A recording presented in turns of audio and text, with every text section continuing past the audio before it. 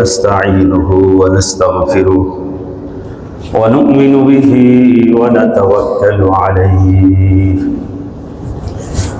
ونعوذ بالله من شرور أنفسنا ومن سيئات أعمالنا من يهده الله فلا مضل له ومن يضلل فلا هادي له ونشهد أن لا إله إلا الله وحده لا شريك له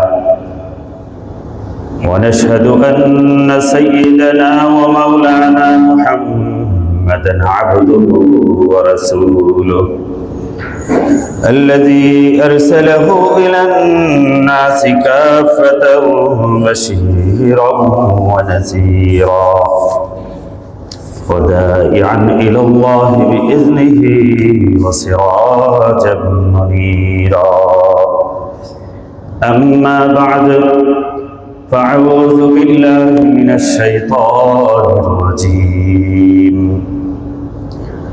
بسم الله الرحمن الرحيم يرفع الله الذين آمنوا منكم والذين أوتوا العلم درجات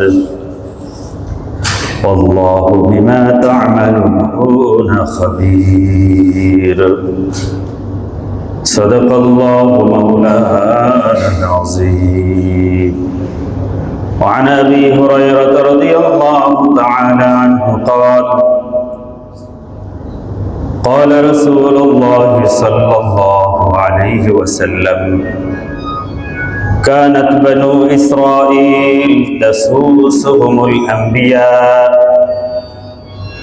كلما خلف نبي خلفه نبي وإنه لا نبي بعدي وسيكون خلفاء فيكثرون أو كما قال عليه الصلاة والسلام عرج النبي على السماء بلغ العلا بكماله أرسله الله سراجا منيرا كشف الدجى بجماله وصفه لعلى خلق عظيم حسنت جميع خصاله صلى عليه إلهنا صلوا عليه وآله درشد اللهم صل على محمد وعلى آل محمد كما صليت على إبراهيم وعلى آل إبراهيم إنك حميد مجيد اللهم بارك على محمد وعلى آل محمد كما باركت على إبراهيم وعلى آل إبراهيم إنك حميد مجيد উপস্থিত সম্মানিত মুসলিয়ানে কেরাম ব্রাদার ইসলাম আড়াল থেকে যারা শুনছেন মা বোনেরা মহান রব্বে কায়নাতের দরবারে আমরা শুকরিয়া জ্ঞাপন করি যে আল্লাহ পাক রব্বুল আলামিন আমাদেরকে সুস্থতার সাথে পবিত্র জুমার নামাজ আদায়ের উদ্দেশ্যে মসজিদে এই মুহূর্তে আমাদেরকে উপস্থিত রেখেছেন দিল থেকে কালিমাতুর শুকর করি বলি আলহামদুলিল্লাহ। মুআজ্জাজ হাজিরিন কিরাম, গত জুমায় আমি এলেম এবং উলামায়ে কিরামের ফজিলত সম্পর্কে আলোচনা করেছিলাম। এর প্রয়োজনীয়তা এবং প্রাসঙ্গিকতা সম্পর্কে আমি গত জুমায় বলেছি এবং এই জুমায় ইনশাআল্লাহ শেষে বিষয়টি আমি আরেকটু ক্লিয়ার করব। পরবর্তী আলোচনা ছিল হুজুর আকরাম সাল্লাল্লাহু আলাইহি ওয়াসাল্লাম বলেছেন হক জামাত এবং যারা সত্যের উপর প্রতিষ্ঠিত জামাত, সিরাতে মুস্তাকিমের উপর প্রতিষ্ঠিত জামাত, তারা কারা হবে।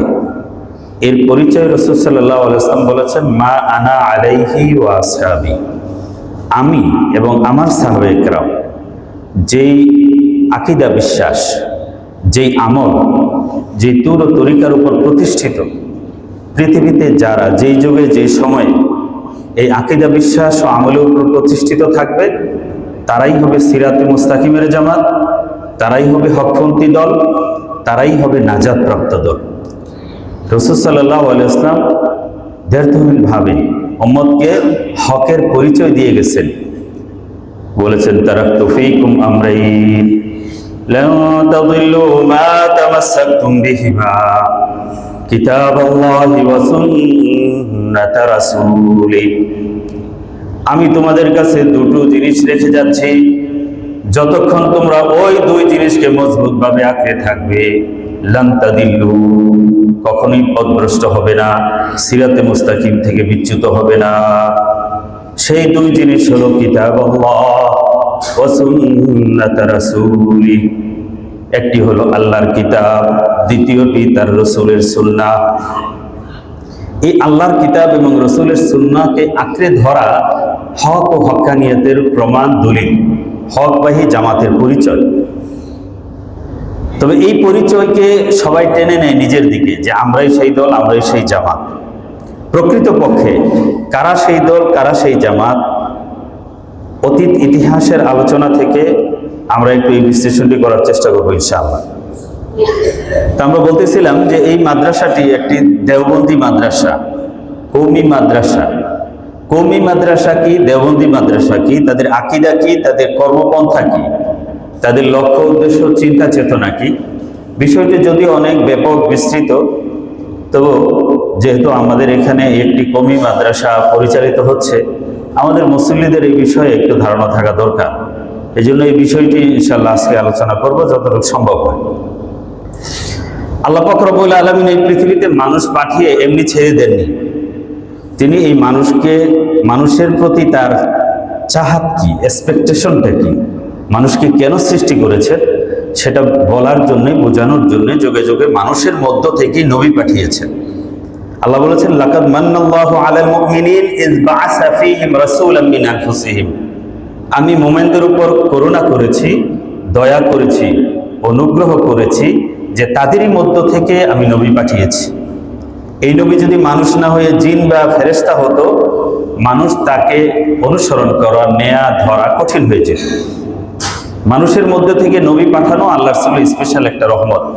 প্রথম মানুষ, প্রথম নবী, পর্যায়ক্রমে যুগের চাহিদা অনুযায়ী নবী পাঠিয়েছেন এবং মানুষকে সেই যুগের প্রয়োজন অনুযায়ী বিধানও দিয়েছে। এই নবুয়তের ধারাবাহিকতা শুরু হয়েছে প্রথম মানুষ আদম আলাইহিস সালাম থেকে। এই নবুয়তের সমাপ্তি হয়েছে সর্বশেষ নবী, সর্বশ্রেষ্ঠ নবী খাতামুন নবীন, আমাদের নবী জনাব হযরত মুহাম্মদ মুস্তাফা সাল্লাল্লাহু আলাইহি ওয়াসাল্লাম পর্যন্ত এসে নবী করিম সাল্লাল্লাহু আলাইহি ওয়াসাল্লাম বলেছেন, নবুয়তের প্রাসাদের সর্বশেষ ইটটি হলাম আমি।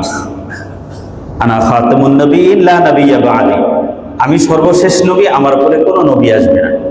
এখানে নবুয়তের ধারাবাহিকতা সমাপ্ত হয়েছে। আপনাদের সামনে যে হাদিসটি পড়েছি, হাদিসটি বুখারী শরীফের 3455 নম্বরে আছে, মুসলিম শরীফে এবং অন্যান্য কিতাবেও আছে। আবু হুরায়রা রাদিয়াল্লাহু তাআলা থেকে বর্ণিত, তিনি বলেন যে রাসূল সাল্লাল্লাহু আলাইহি ওয়াসাল্লাম বলেছেন, কানাত বানু ইসরাঈল তাসুসুহুমুল আম্বিয়া। বনু ইসরাঈলের নেতৃত্ব দিত তাদের নবীগণ। নেতৃত্ব, ধর্মীয় নেতৃত্ব, রাষ্ট্রীয় নেতৃত্ব, সামাজিক নেতৃত্ব, বিচার, সালিশ, দরবার, যেগুলো বিচার মানুষের প্রয়োজনে করা হয়, এই বিচার ব্যবস্থার, প্রশাসনিক ব্যবস্থার সবকিছু সর্বযুগেই বনি ইসরাইল নবীরা দিয়েছে। তাসুসুহুমুল আম্বিয়া, তাদের প্রশাসনিক নেতৃত্ব নবীরা দিয়েছেন। কুল্লামা হালাকা নবিয়্যুন খালাফাহু নবিয়্যুন, যখনই কোনো নবীর বিদায় হয়ে গেছে, তিরোধান হয়েছে, ইন্তেকাল করেছেন, খালাফাহু নবিয়্যুন, ওই জায়গায় অন্য নবী স্থলাভিষিক্ত হয়েছেন। আরেকজন নবী এসেছেন, আরেকজন নবী এসে সেই ধারাবাহিকতা রক্ষা করে চলেছেন। তবে ওয়া ইন্নাহু লা নাবিয়্যা বা'দি, আমি শেষ নবী, আমার পরে আর কোন নবী আসবে না। কোন নবী এসে এই দ্বীনের বিষয়ের নেতৃত্বের জিম্মাদারি গ্রহণ করবে না। এই নেতৃত্ব কারা গ্রহণ করবে? শূন্য মাঠে নবী করিম সাল্লাল্লাহু আলাইহি ওয়াসাল্লাম ফেলে যান নাই। তিনি বলেছেন, আল উলামা ওয়ারাসাতুল আম্বিয়া, আমার পরে দ্বীন, প্রশাসন এবং মানুষের নেতৃত্বের দায়িত্ব থাকবে নবীদের যারা উত্তরসূরি আলেমদের প্রতি। ওয়াসায়াকুনু খুলাফা, আমার পরে অনেক খলিফারা আসবে, ফায়াকসুরুন, তাদের সংখ্যা অনেক হবে। নবী আসবে না, তবে খলিফা আসবে, বাদশা আসবে, এই খেলাফতের ধারাবাহিকতা তাদের মাধ্যমে চলবে। অন্য হাদিসে নবী করিম সাল্লাল্লাহু আলাইহি ওয়াসাল্লাম বলেছেন, খিলাফাতুন নবুওয়াতি 30 সানা, খিলাফত আলা মিনহাজিন নবুওয়া। নবী করিম সাল্লাল্লাহু আলাইহি ওয়াসাল্লাম যেভাবে মানুষের বিচার শাসন ব্যবস্থা কায়েম করেছিলেন, হুবহু সেই আদর্শকে অনুসরণ করে 30 বছর পর্যন্ত এই খেলাফতের ধারাবাহিকতা থাকবে। সুম্মা ইউতিল মুলকা আও মুলকাহু মাইয়াশা, এরপরে এই রাজত্ব আল্লাহ পাক যাকে খুশি তাকে দান করবেন। এই ধারাবাহিকতা আবু বকর রাদিয়াল্লাহু তাআলা আনহু, ওমর রাদিয়াল্লাহু তাআলা আনহু, ওসমান রাদিয়াল্লাহু তাআলা আনহু, আলী রাদিয়াল্লাহু তাআলা আনহু এবং হাসান রাদিয়াল্লাহু তাআলা আনহুর 7 মাস 26 দিন, এই 30 বছর পূর্ণ হয় খেলাফত আলা মিনহাজিন নবুওয়াত, অর্থাৎ নবুয়তের পদ্ধতিতে রাষ্ট্র পরিচালন ব্যবস্থা। এরপরে এই ধারাবাহিকতা চলেছে বাদশাদের মাধ্যমে, যেমন উমাইয়া খেলাফত এসেছে 661 হিজরি থেকে 750, 79 বছর পর্যন্ত উমাইয়া রাজবংশের তথা মুয়াবিয়া রাদিয়াল্লাহু তাআলা আনহুর বংশের খেলাফত। এরপরে আসছে আব্বাসী খেলাফত 750 থেকে 1258, 500 বছর খলিফা হারুনুর রশিদ, খলিফা মামুন, এদের যে খেলাফত আব্বাসী খেলাফতটা চলেছে। এরপরে মামলুক বংশের খেলাফত চলেছে 1258 থেকে 1517, 250 বছর।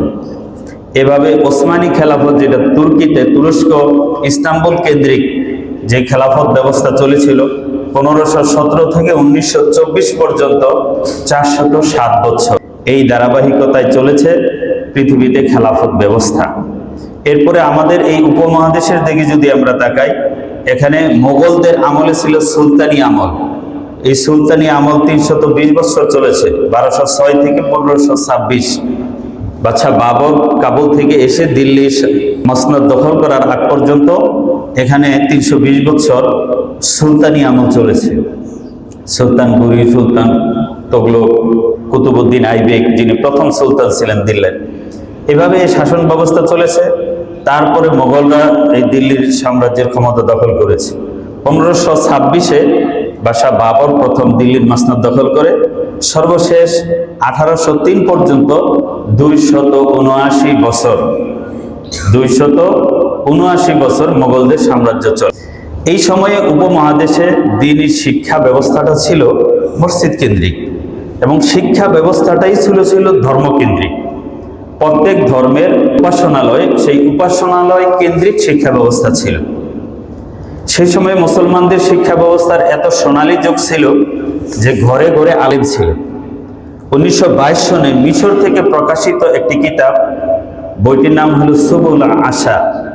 এই সুবুল আশা কিতাবে লেখা হয়েছে যে রাজধানী শহর দিল্লিতে, তখনকার দিল্লি তো আর কত বড় ছিল, এই দিল্লি শহরে 1000 মাদ্রাসা ছিল। 1000 মাদ্রাসা দিল্লি শহরে ছিল। এবং প্রফেসর মার্ক মিলস, একজন ঐতিহাসিক, তিনি বলেন যে বাংলা অঞ্চলে 80,000 মাদ্রাসা ছিল। এত ব্যাপক দ্বীনি শিক্ষা ব্যবস্থার একটা জোয়ার জয়জয়কার এই উপমহাদেশে মুসলমানদের সময়ে ছিল।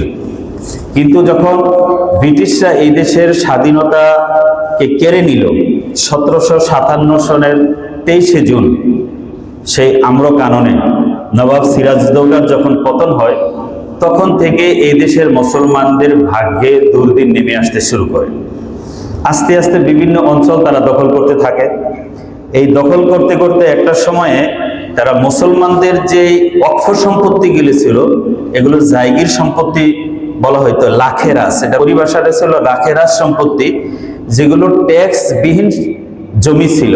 এগুলো ধর্মীয় প্রতিষ্ঠান বা শিক্ষা প্রতিষ্ঠান চলার জন্য আয়ের উৎস। লর্ড উইলিয়াম বেন্টিং সে 1828 সনে একটা রেজুলেশন 3/1828 নামে একটা বিল পাশ করেন। এই বিল পাশ করে মুসলমানদের ওয়াকফ সম্পত্তি ট্যাক্সবিহীন লাখেরাস যেই জায়গির সম্পত্তিগুলো সব বাজেয়াপ্ত করে রাষ্ট্রীয়করণ করে নিয়ে যায়। মুসলমানদের ধর্মীয় প্রতিষ্ঠানের এই সম্পদগুলো কেড়ে নেওয়ার ফলে মুসলমান তখন ধর্মীয় প্রতিষ্ঠানগুলোর পরিচালনার যে আয়ের উৎস সেগুলো হারায়। এভাবে হাজার হাজার মাদ্রাসা শিক্ষা প্রতিষ্ঠান বন্ধ হয়ে যায়। এই লর্ড উইলিয়াম বেন্টিং একটা শিক্ষা কমিশন করে। এই শিক্ষা কমিশনের সভাপতি বানানো হয়েছিল Thomas Babington Macaulay. Thomas Babington Macaulay তাকে দায়িত্ব দেওয়া হয়েছে যে এই শিক্ষা ব্যবস্থার একটা প্রস্তাবনা পেশ করার জন্য। তিনি 1835 সনে লর্ড উইলিয়াম বেন্টিংয়ের কাছে একটা শিক্ষা প্রস্তাব, এই শিক্ষা কমিশন একটা প্রস্তাব পেশ করে, যে প্রস্তাবের মধ্যে ইংরেজি হবে শিক্ষা ব্যবস্থার একমাত্র মাধ্যম, এই হিসাবে প্রস্তাবনা পেশ করা হয়, পাশ করা হয়। এর আগে এই উপমহাদেশে শিক্ষা ব্যবস্থা ছিল ফার্সিতে, উর্দুতে। এবং এই টমাস বেবিংটন মেকলে সে বলেছিল যে এই শিক্ষা কমিশনের লক্ষ্য এবং উদ্দেশ্য হলো ভারতীয়রা জন্মগতভাবে, বর্ণ এবং রক্তে সে ভারতীয় থাকবে, কিন্তু চিন্তা চেতনায়, মন ও মস্তিষ্কে সে হবে একজন ইউরোপিয়ান ইংরেজ, ইউরোপিয়ান খ্রিস্টান। শিক্ষা ব্যবস্থার উদ্দেশ্য সে সুস্পষ্টভাবে ডিক্লেয়ার করেছে যে এই শিক্ষা ব্যবস্থার লক্ষ্য হলো ভারতীয়রা জন্মগতভাবে ভারতীয়, রক্ত বর্ণে ভারতীয়, কিন্তু চিন্তা চেতনায় হবে ইউরোপিয়ান, চিন্তা চেতনায় হবে খ্রিস্টান। সেই কঠিন সময়ে ওলামায়ে কেরাম মুসলমানদের জন্য ইংরেজি শিক্ষা নিষেধ বা হারাম ঘোষণা করেছিলেন। যেহেতু যেই শিক্ষার উদ্দেশ্য একজন মানুষকে তার পরিচয় থেকে মুছে ফেলা, পরিচয় থেকে ছিনিয়ে নেওয়া, সেই শিক্ষা গ্রহণ করা মুসলমানদের জন্য উচিত হবে না, সমীচীন হবে না। এইভাবে করতে করতে আস্তে আস্তে একটা সময়ে এই উপমহাদেশের শিক্ষা ব্যবস্থা দখল করে নেয় এবং বিভিন্ন জায়গা থেকে আস্তে আস্তে এই দেশটাকেও গ্রাস করে নেয়। ওই সময় বাদশাহ আলমগীরের পরে তার ছেলেরা বাহাদুর, বাহাদুর 1, 2 এরা ছিল নামে মাত্র রাজা। নামে মাত্র রাজার কাছ থেকে ইস্ট ইন্ডিয়া কোম্পানি তারা এইভাবে একটা ফরমান জারি করে নেয় যে সাম্রাজ্য সম্রাটের হুকুম চলবে কোম্পানির, সাম্রাজ্য সম্রাটের কিন্তু রাজত্ব চলবে, হুকুম চলবে কোম্পানির।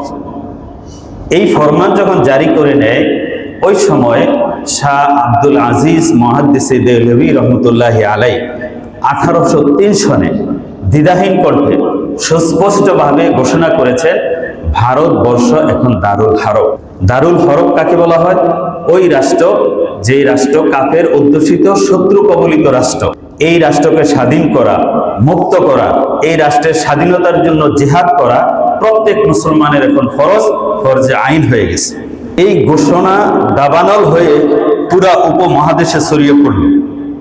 এই ঘোষণার ফল 1857 সনের সিপাহী বিপ্লব, এই ঘোষণার ফল তিতুমিরের বাঁশের কেল্লা, এই ঘোষণার ফল টিপু সুলতানের বিদ্রোহ আন্দোলন, শামিলির যুদ্ধ, বালাকোটের যুদ্ধ, যতগুলো জেহাদ যুদ্ধ মুসলমানরা পরিচালনা করেছে সারা উপমহাদেশে। মুসলমান তাদের মাতৃভূমিকে স্বাধীন করার জন্য, তাদের শিক্ষা সংস্কৃতিকে আবার পুনরুদ্ধার করার জন্য, আবার ফিরিয়ে আনার জন্য তারা বাকায়দা নিয়মতান্ত্রিক সারা দেশে জিহাদ শুরু করেছে। এই যে আমাদের অঞ্চলে ফরায়েজি আন্দোলন, হাজী শরীয়তুল্লাহ ফরায়েজি আন্দোলন, এইভাবে ফকির মজনুসার ফকির আন্দোলন, এই যতগুলো বিচ্ছিন্ন আন্দোলন হয়েছে সকল আন্দোলনে ছিল ওই ফতুয়ার প্রতিক্রিয়া এবং ওই ফতুয়ার বাস্তবায়ন।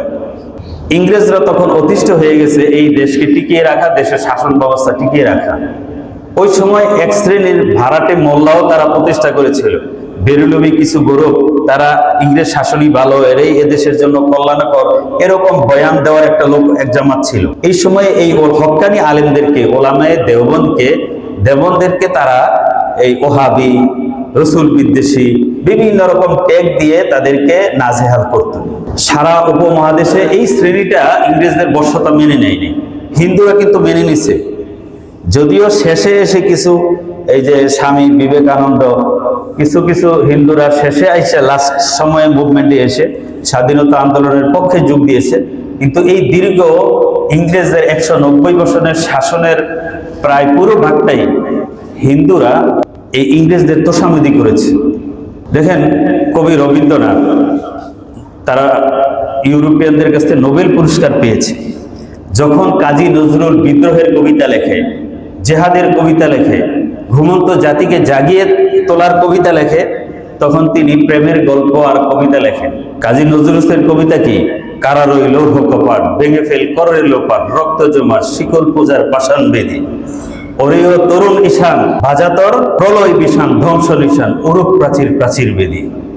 কবি নজরুল যেদিন বলতেছেন লাথিমার ভাঙবে তারা যত সব বন্দি ছালায় আগুন জ্বালা ফেল কুপারি, কবি নজরুলের কবিতায় ছিল কি বিদ্রোহ।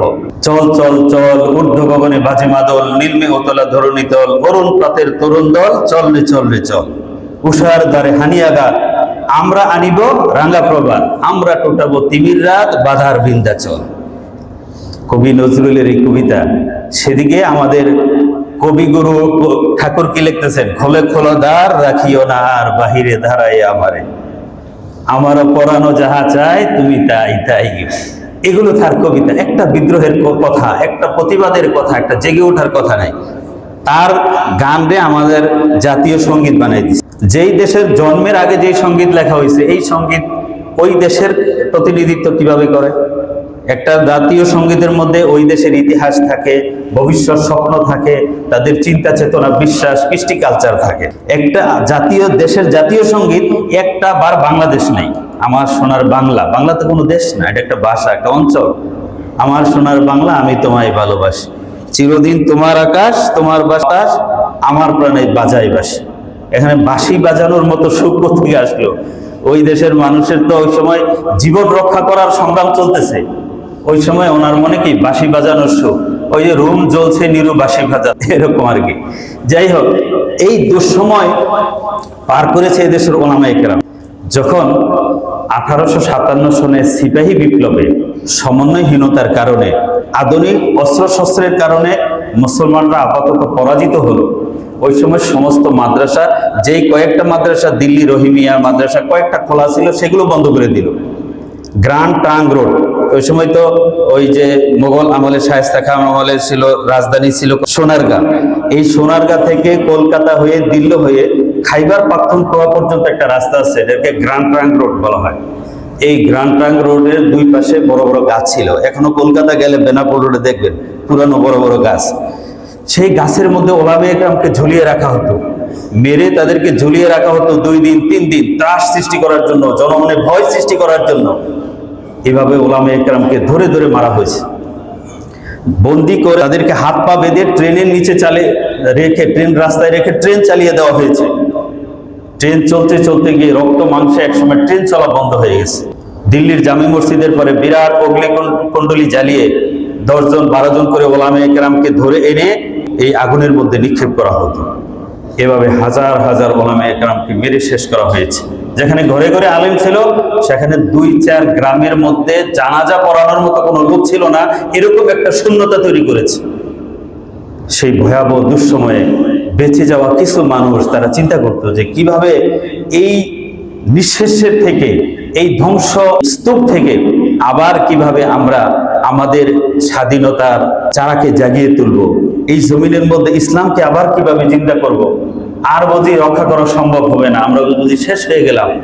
এই ধরনের চিন্তার একটা কালো মেঘ যখন ছেয়ে গিয়েছিল এদেশের মুসলমানদের মনে, ওলামায়ে কেরামের মনে, জাতির নেতাদের মনে, সেরকম এক দুঃসময়ে দারুল উলুম দেওবন্দ 1866 সনের 30 মে 15ই মুহররম 1283 হিজরি দারুল উলুম দেওবন্দ প্রতিষ্ঠা হয়।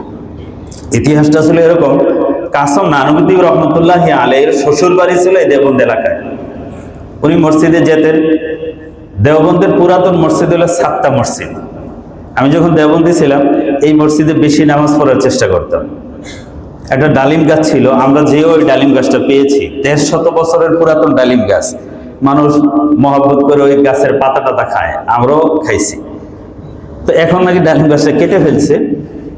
ওই মসজিদের ইমাম ছিলেন হাজী আবেদ হোসেন সাহেব। তো হাজী আবেদ হোসেন সাহেবের রুমে বসে এইসব গল্প, চিন্তা, কি হবে না হবে, এগুলা পেরেশানি আলোচনা করতেন। তো একটা সময় আলোচনা হতো, মাওলানা জুলফিকার আলী সাহেব ছিলেন, মাওলানা ফজলুর রহমান ছিলেন, এরপরে ইয়াকুব নানুতুবি ছিলেন, রফিউদ্দিন সাহেব ছিলেন। ওনারা বসে এই ধরনের চিন্তা আলোচনাগুলো করতেন। হাজী আবেদ হোসেন সাহেব এক সময় ফজরের নামাজ পড়ে একদিন উনি ধ্যানমগ্ন মোরাকাবায় আছেন, এরশাকের অপেক্ষায় আছেন। এই সময়ের মধ্যে হঠাৎ করলেন কি, ওনার রোমানটা উনি বিছাইলেন, বিছাইয়া 4 কোনা করে একটা থলি বানালেন। থলি বানিয়ে তিনি নিজের পকেট থেকে এখানে 3 টাকা রাখলেন, যে আমরা শুরু করে দিব আল্লাহর উপর ভরসা। 3 টাকা রেখে উনি গেলেন হাজী মাহতাব আলী সাহেবের কাছে, উনি দিলেন 6 টাকা। এরপরে উনি গেলেন ফজলুর রহমান সাহেবের কাছে, মাওলানা ফজলুর রহমান সাহেব দিলেন 12 টাকা। এরপরে তিনি গেলেন হাজী ফজলুল হক সাহেবের কাছে, তিনি দিলেন 6 টাকা। এরপরে উনি গেলেন মাওলানা জুলফিকার আলী সাহেবের কাছে, জুলফিকার আলী সাহেব দিলেন 12 টাকা, মাহতাব আলী সাহেব দিলেন 6 টাকা। এইভাবে চলতে চলতে উনি বেরিয়ে গেলেন যে পার্শ্ববর্তী মহল্লা আবুল বারাকাত মহল্লা, সেই মহল্লায় গেলেন যে আমরা মাদ্রাসা করব, তোমরা যে যা পারো দেও। দিতে দিতে ওনার কাছে ওই চক্কর ঘুরা ওনার কাছে 200 টাকা 200 দিরহাম হয়ে গেল, সন্ধ্যা পর্যন্ত 300 টাকা হয়ে গেল। যখন এটা খবর চাউর হইল যে মাদ্রাসা করার জন্য ইমাম সব টাকা তুলতেছে, তখন আরো মানুষ দিতে থাকলো, মোটামুটি একটা বেশ অঙ্ক হয়ে গেল।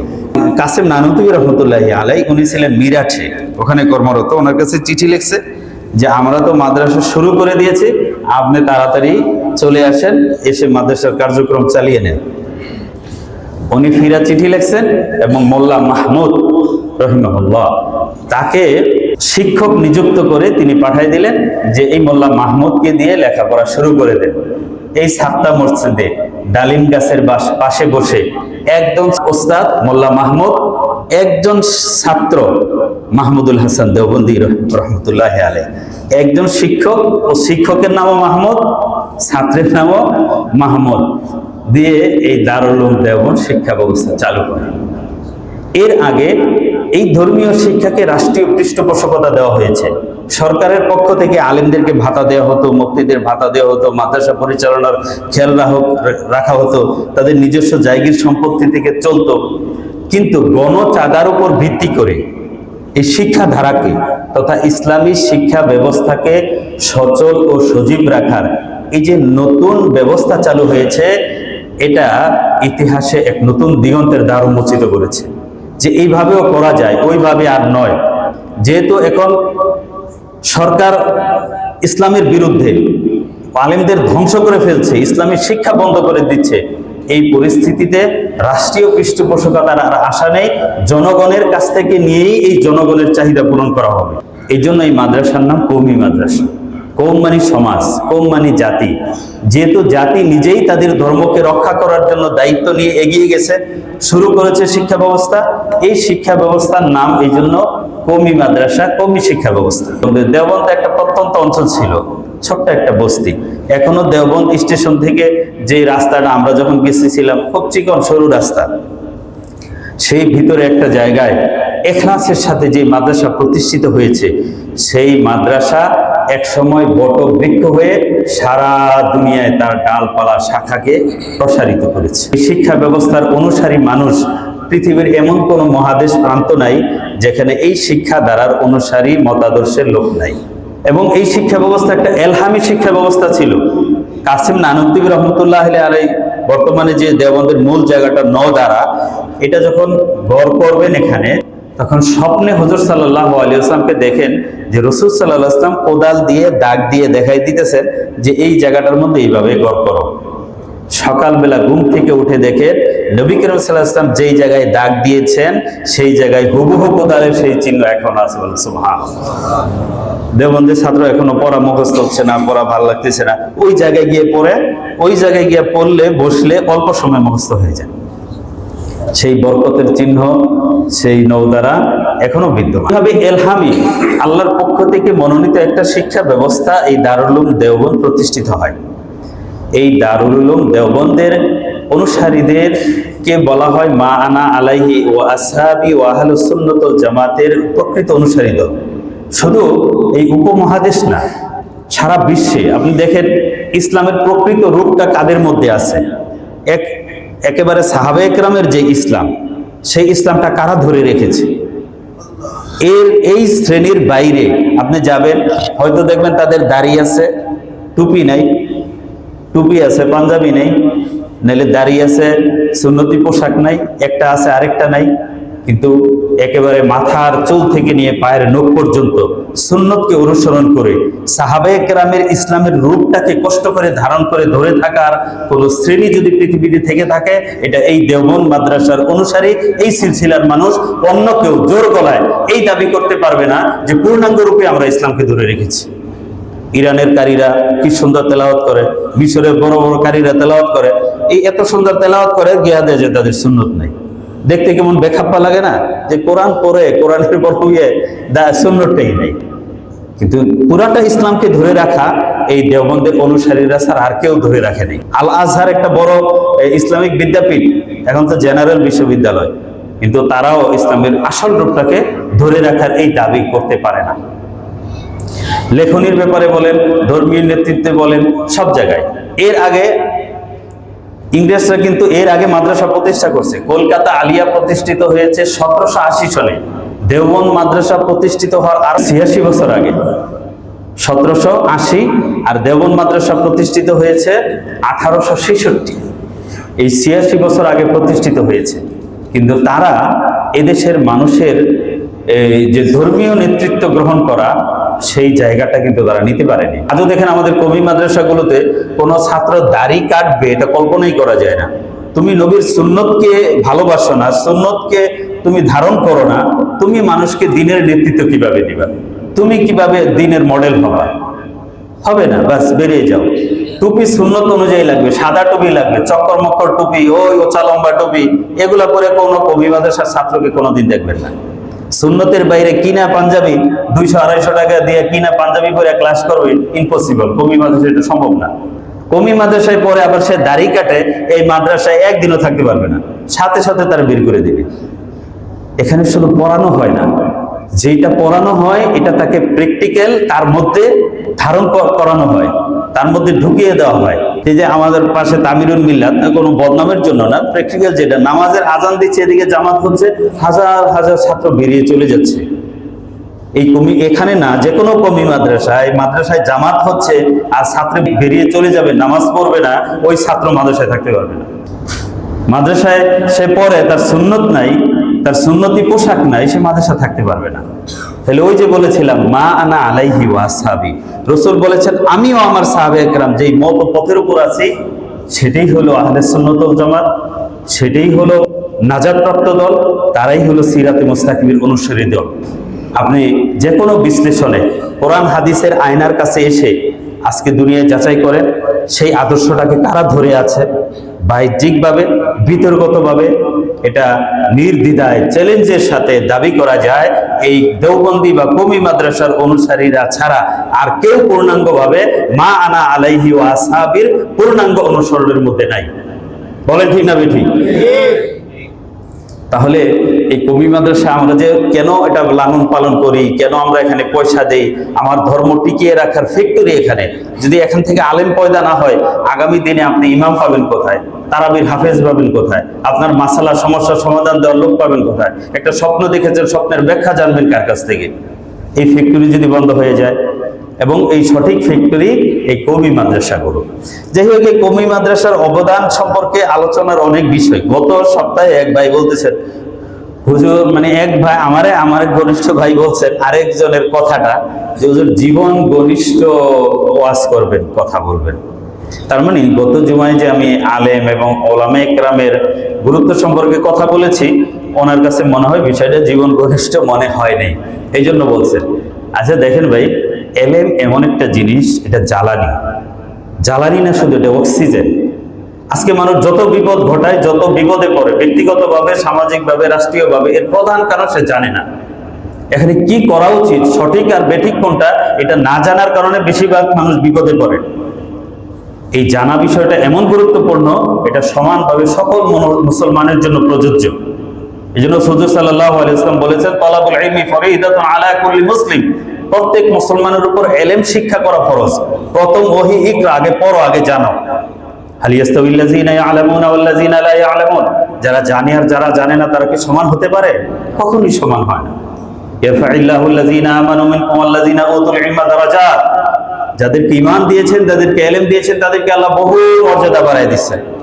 জানা ইসলামে অনেক বেশি জরুরি, এটা অপ্রাসঙ্গিক না, জীবন ঘনিষ্ঠতার বাইরে না। পাশাপাশি আরেকটা কারণ ছিল এই বিষয়বস্তুটা আনার, যে আমাদের এখানের মুসল্লিদের একটা বড় অংশ হলো মাদ্রাসার ছাত্র শিক্ষক, তাই না? তো তারা একটা নতুন শিক্ষাবর্ষ শুরু করছে। আপনারা জানেন হয়তোবা, আমাদের শিক্ষাবর্ষ কিন্তু জানুয়ারি থেকে শুরু হয় না, রমজানের পর থেকে শুরু হয়, কারণ রমজান ইবাদতের সময় এটাকে বছরের শেষে রাখা হয়েছে তারাবি ইবাদতের জন্য। রমজানের পর থেকে বছর শুরু হয়। আর এই এখানে প্রায় 800-850 ছাত্র, তারা তাদের পরিবারের সুখের জীবন ছেড়ে এই ক্যান্টিনের জীবন, ক্যাম্পাসের জীবন, একটা কষ্টের জীবন, মন মতো সবকিছু খাওয়া যায় না, সবকিছু করা যায় না, একটা নতুন শিক্ষাবর্ষ শুরু করছে। সেখানে এলেমের ফজিলত, আলেমের ফজিলত বললে তাদের মধ্যে যে উৎসাহ তৈরি হবে, তো আমাদের এই মেজর মুসল্লিদের এক্সপেকটেশনটা তো খেয়াল করা উচিত। সেই জন্যই আমি আসলে এলেম ও আলেমের ফজিলত সম্পর্কে বলেছি। আজকের এই দুনিয়া যে বিপর্যস্ত, এই বিপর্যস্ত দুনিয়ায় আপনি বাঁচার জন্য এলেম খুব জরুরি। আপনার আমার সকলের জীবনের জন্য এলেম সবচেয়ে প্রাসঙ্গিক, জানাটা সবচেয়ে বেশি জরুরি। আমরা যদি না জানি তাহলে আমরাই বেশি বিপদে পড়ব। আজকে দেখেন যে বিশ্বে যারা জুলুম করতেছে, ট্রাম্প যুদ্ধ বন্ধের নামেও, এই সিজফায়ারের নামে আবার নাটক, লেবাননে কি ধ্বংসযজ্ঞ চালাইলো। বিশ্বের এই যে ক্যান্সার, রাক্ষস, এই মানবরূপী নরপশু, এই ইসরায়েলি বেঞ্জামিন নেতানিয়াহু, এদের ইতিহাসে অতীত থেকে এই জঘন্য ইতিহাস। জঙ্গে সিফিনে আলী রাদিয়াল্লাহু তাআলা আনহু, মুআবিয়া রাদিয়াল্লাহু তাআলা আনহুর মধ্যে যে যুদ্ধটা হয়েছে, যুদ্ধটা কিন্তু সমঝোতা হয়ে গেছিল, যুদ্ধ হবে না, কিন্তু রাতের অন্ধকারে এই ইহুদিরা দুই দিক থেকে আক্রমণ করে যুদ্ধ বিরতি ভঙ্গ করে তারা যুদ্ধ বাধাই দিচ্ছে। প্রায় 40-46 হাজার মুসলমান সেখানে শহীদ হয়েছে। এদের ইতিহাস সেই আগে থেকেই এই জঘন্য ইতিহাস। যুদ্ধ বন্ধ করার জন্য ব্যবস্থা নেওয়া হয়েছে, তারপরে আবার এইভাবে জঘন্য আক্রমণ একটা রাষ্ট্রের উপর। এইভাবে একটা আমেরিকার মতো একটা রাষ্ট্র ইসরায়েলের প্রক্সি হয়ে আসে, যুদ্ধ করে। তার লক্ষ্য, বলেন একটা লক্ষ্য পূরণ হয়েছে? একটা লক্ষ্য পূরণ হয় না, আবার দাবি করে আমরা জিতছি। সে বলছে ইরানের রেজিম পরিবর্তন করবে, কই পরিবর্তন তো হয়নি। ইরানের মানুষ সে আক্রমণ করলে জনগণ বেরিয়ে এসে ক্ষমতা দখল করবে, তার যে অনুসারীরা, কই তারা করছে? আরো তারা ঐক্যবদ্ধ জাতি হয়েছে। তাদের ক্ষেপণাস্ত্র ক্ষমতা বন্ধ করবে, মানে কমাবে। ক্ষেপণাস্ত্র ক্ষমতা 50 থেকে 60% এখনো রয়েই গেছে। পারমাণবিক অস্ত্র, আগের খমেনি কি বলছে যে আমরা পারমাণবিক অস্ত্র বানাবো না। এখন যেহেতু তার নেতারই মেরে ফেলছে, এখন তারা বলছে যে আমরা প্রয়োজনে পারমাণবিক অস্ত্র বানাবো। তাহলে তোমার লক্ষ্য পূরণ হইল কোথায়? হরমুজ আগেই মুক্ত ছিল, এখন হরমুজ প্রণালী খুলে দেওয়ার জন্য তোমার কান্নাকাটির শেষ নেই। তাহলে তুমি কি অর্জন করলা? ধ্বংস ছাড়া। ধ্বংস বিজয়ের কোনো পরিচয় না। একটা জাতির মনোবল ভাঙতে পারে নাই। তারা এত ধ্বংসের পরেও ঐক্যবদ্ধ, মরণের জন্য তারা প্রস্তুত। এটা ওই ভেনিজুয়েলাস মাদুরোকে উঠায় নেওয়ার পর এর মধ্যে আশা, মানে গোয়ার্তমি ভাবটা বেড়ে গেছে, যে এখন সারা বিশ্ব মনে হয় যে আমার ভয়ে তটস্থ। কিন্তু এখানে এসে ধাক্কা খেয়ে বুঝছে যে না, সব জায়গা সমান না। এই বিশ্বে আমাদেরকে ইতিহাস জানতে হবে, জ্ঞান জানতে হবে, এবং জ্ঞান ও টেকনোলজি দিয়ে আমাদেরকে বেঁচে থাকতে হবে। দেখেন আজকে বিচার বিভাগের স্বাধীনতা, এটা কিন্তু মানুষের একটা বড় আশার বস্তু ছিল। সেটা অধ্যাদেশ জারি হয়েছে। প্রেসিডেন্ট অধ্যাদেশ করলে সংসদে এটা কি করতে হয়? 1 মাসের মধ্যে পরবর্তী সংসদ পাশ করতে হয়। সেটা পাশ হয়নি। কিন্তু ইসলামের যুগে বিচার বিভাগের কি স্বাধীনতা ছিল? একটা ঘটনা মনে পড়ছে, আলী রাদিয়াল্লাহু তাআলা আনহুর জামানায় ওনার একটা তরবারি ছিল, এই জুলফিকার তরবারি হারাই গেছে। পরে এক ইহুদির কাছে পাওয়া গেছে। উনি ইহুদিরে ধরে নিয়ে বিচারকের কাছে গেছেন। ওই সময় বিচারক হলো আবু উবাইদা ইবনে জাররাহ রাদিয়াল্লাহু তাআলা। বলছে যে হ্যাঁ, আপনি দাবি করছেন আপনার, তাহলে আপনি প্রমাণ দেন। আল বাইয়িনাতু আলাল মুদ্দাই, যে দাবি করবে সে প্রমাণ দিবে, তো প্রমাণ দেন। উনি সাক্ষী নিছে হাসান রাদিয়াল্লাহু তাআলা। হাসান হোসেন আমার সাক্ষী। কয় না, পিতার পক্ষে ছেলের সাক্ষী গ্রহণযোগ্য না, তারা তো আপনার সন্তান, তারা সাক্ষী দিলে আপনার পক্ষে এটা গ্রহণযোগ্য হবে না। আপনি অন্য সাক্ষী আনেন।